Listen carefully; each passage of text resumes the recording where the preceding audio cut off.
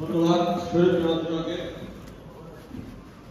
সংগ্রামী নেতৃবৃন্দ, এ পর্যায়ে আমাদের মাঝে বক্তব্য রাখবেন নুরুজ্জামান চন্দন, যুগ্ম সাধারণ সম্পাদক, বাংলাদেশ জাতীয়তাবাদী দল কেন্দ্রীয় সংসদ।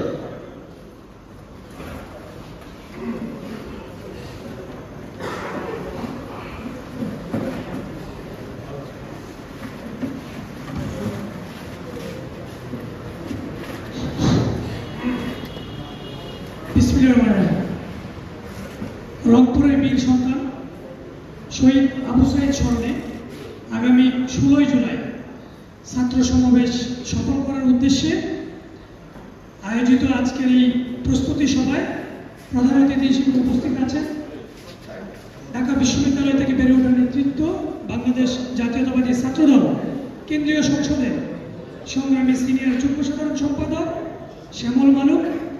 বিশেষ অতিথি হিসেবে উপস্থিত আছেন বাংলাদেশ জাতীয়তাবাদী ছাত্রদল কেন্দ্রীয় সংসদের সংগ্রামী সহসভাপতি SM মুসা ভাই, সহসভাপতি মিঠুন কুমার দাস, সহসভাপতি সাইদ আহমেদ, সহসভাপতি জাকির উদ্দিন আবির।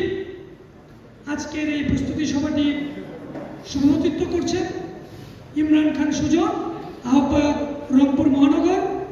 সঞ্চালনার দায়িত্বে রয়েছে সাইফুল ইসলাম সবুজ, সিনিয়র যুগ্ম আহ্বায়ক রংপুর মহানগর।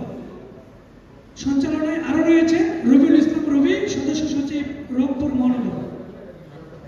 উপস্থিত আছে রংপুর বিভাগের বিভিন্ন জেলা, মহানগর, মেডিকেল কলেজ সহ শিক্ষা প্রতিষ্ঠানের সভাপতি, সাধারণ সম্পাদক ও অন্যান্য নেতৃবৃন্দ সহ সকলকে আমার ব্যক্তিগত পক্ষ থেকে শুভেচ্ছা জানাচ্ছি, সেই সাথে সংগ্রামী সালাম। আসসালামু আলাইকুম।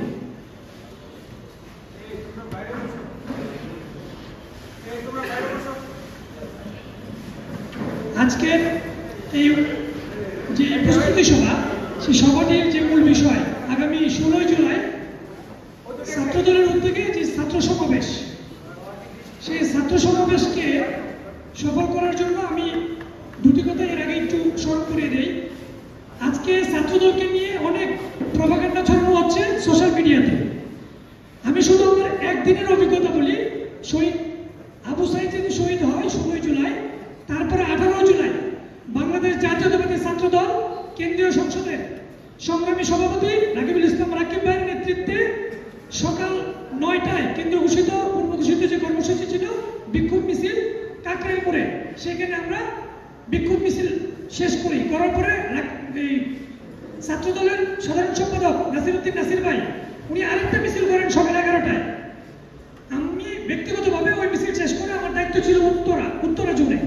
ওখান থেকে আমি উত্তরা জোনে সকাল 10টায় আপনার বৈষম্যবিরোধী ছাত্র আন্দোলনের যেই প্রোগ্রাম ছিল সকাল 10টায়, আমি 11টায় উত্তরায় উপস্থিত হয়ে দেখি এখানে বিএনএসএ কোনো ধরনের কোনো অবস্থান এখন পর্যন্ত নিতে পারে নাই। তারপরে আমাদের ছাত্রদল সহ ছাত্র সমাজ যারা সকলে মিলে আমরা বিএনএস সেন্টারে সকাল 11:45 প্রথম অবস্থান করি। আমরা জাস্ট অবস্থান করার সাথে সাথে ওখানে সাউন্ড গ্রেনেড, গুলি, টিয়ার শেল নিক্ষেপ করে আমরা ছত্রভঙ্গ হয়ে দৌড়ার সময় পালায় যাই। পরে উত্তরা জমজম টাওয়ারে আরেকটু ভিতরে সেক্টরের ভিতরে ওইখানে একটা মোড় ছিল, ওই জমজম মোড় আমরা দখল করি। ওইখানে আবু সাইদকে নিয়ে অনলাইনে সাংবাদিকরা এই সংবাদ সংগ্রহ করবে, কেউই বক্তৃতা দিতে রাজি না, মানে সাক্ষাৎকারটা যে দিবে। পরে আমি নিজে সামনে আগায় গিয়ে এই সাক্ষাৎকার দিচ্ছি। দেওয়ার পরে মনে করেন এই যে আমাদের উপর যে আক্রমণ শুরু হইলো, এরপরে এখান থেকে ছত্রভঙ্গ, তখন আবার এখান থেকে গিয়ে আবার বিএনএসে আমরা অবস্থান করলাম। বিকাল বেলায় এই আমাদের এক ছোট ভাই গুলি খাইছে, তখন বাসায় নিয়ে গেছি। ওখানে গিয়ে বাসায় ট্রিটমেন্ট করতেছি। শ্যামল মালুক ভাই ফোন দিছে আমাকে যে চন্দন কই তুমি?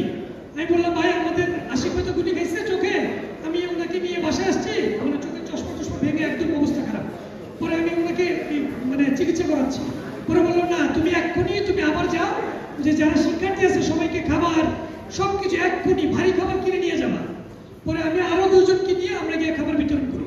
তো ওই একদিনে আমাদের মানে 3-4টা জায়গায় আমরা প্রোগ্রাম করার সক্ষম হয়েছে। আজকে আমাদেরকে নিয়ে বিভিন্ন জায়গায় ট্রল করা হয়, বিভিন্ন কথা বলা হয়। ছাত্রদল কখনোই ক্রেডিট নেওয়ার জন্য এই আন্দোলনে অংশগ্রহণ করে নাই। ছাত্রদল আন্দোলনে অংশগ্রহণ করেছে এদেশের মানুষের জন্য, এদেশের মানুষের মুক্তির জন্য, গণতন্ত্রের মুক্তির জন্য।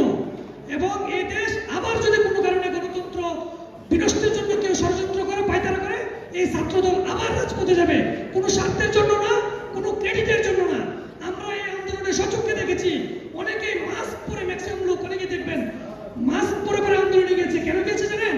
কারণ তাদেরকে যেন চিনতে না পারে ভবিষ্যতে ভিডিও ফুটেজ দেখে যদি আন্দোলন ব্যর্থ হয়। কিন্তু বাংলাদেশ জাতীয়তাবাদী ছাত্র দলের নেতৃবৃন্দ যারা গিয়েছে কেউই মাস্ক পরে যায়নি ওখানে। আমরা নিজের চেহারা থেকে আমরা ওখানে আন্দোলন করেছি। অতএব আমরা আমাদের জীবন এই 17 বছরের মতো জীবন বিসর্জন দিয়েই রাজপথে ছিলাম। আমরা ধরে নিয়ে যে 5 তারিখে আমরা স্বাধীন হয়ে যাবে। আমরা ধরে নিয়েছিলাম যতদিন লাগুক আমরা এই দেশ স্বাধীনের জন্য যা যা করা দরকার আমরা করব। আমাদের জীবন, আমাদের পরিবারের জীবন, পরিবারকে নিয়ে আমরা কখনো ভয় পাই নাই। ছাত্র দলের কেন্দ্রীয় সংসদের প্রত্যেকটা নেতৃবৃন্দ ঢাকাতে বিভিন্ন জায়গায় বিভিন্ন স্পটে তারা নেতৃত্ব দিয়েছে।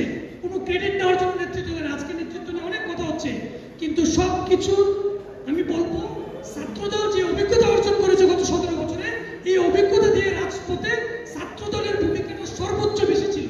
সেই জন্য শিক্ষার্থীরা তাদের পাশে ওইখানে জায়গা করে নিতে পেরেছে।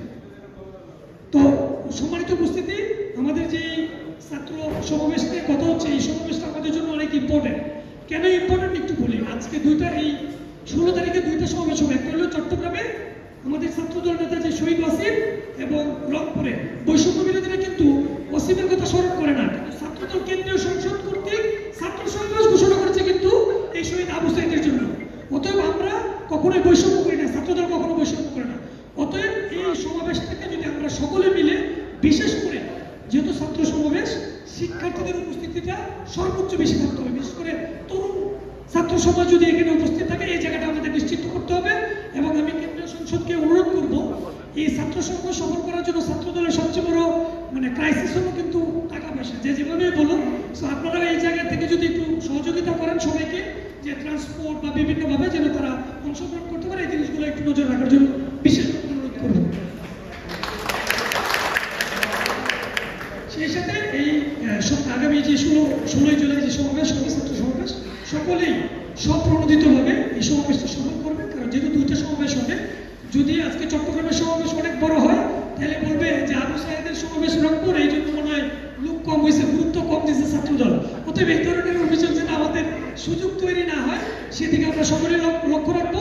বাংলাদেশ জাতীয়তাবাদী ছাত্রদল জিন্দাবাদ, শহীদ জিয়া অমর হোক, দেশনেত্রী বেগম খালেদা জিয়া জিন্দাবাদ, দেশনায়ক জনাব তারেক রহমান জিন্দাবাদ, জিন্দাবাদ, জিন্দাবাদ। আসসালামু আলাইকুম।